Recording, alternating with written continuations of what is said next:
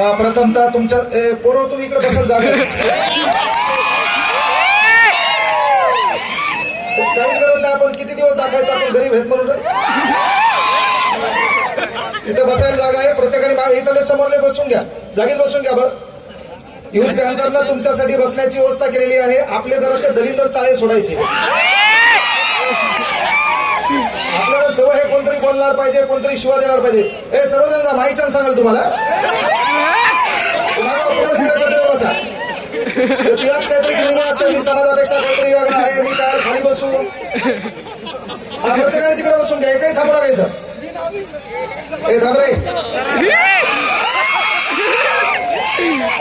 प्रथमतः आपल्यातला जोश दिसला पाहिजे. इथं महिला आहेत पहा.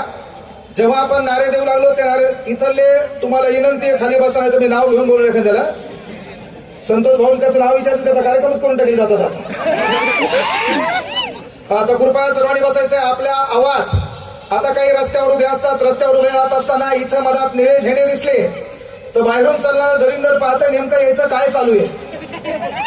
तर बाहेरच्या दरिंदराला आपला जोश आणि होश दिसला पाहिजे.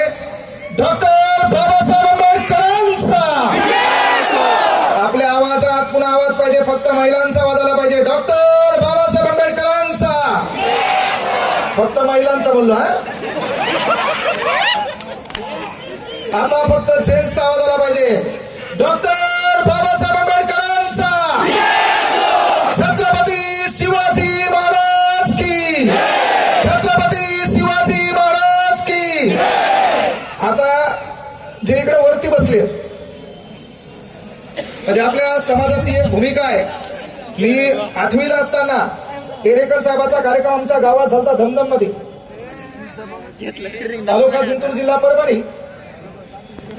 विद्रोही कवी आहेत, लय लोकांचा कार्यक्रम केला ते ना. तुम्हाला माहिती आहे त्याची भाषा, त्याची डायलॉग ते चालेल नाही.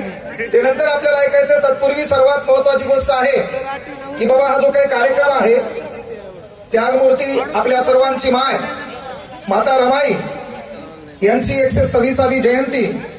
आणि सर्वात महत्वाची गोष्ट आहे की समाजासाठी लढावं लागतं.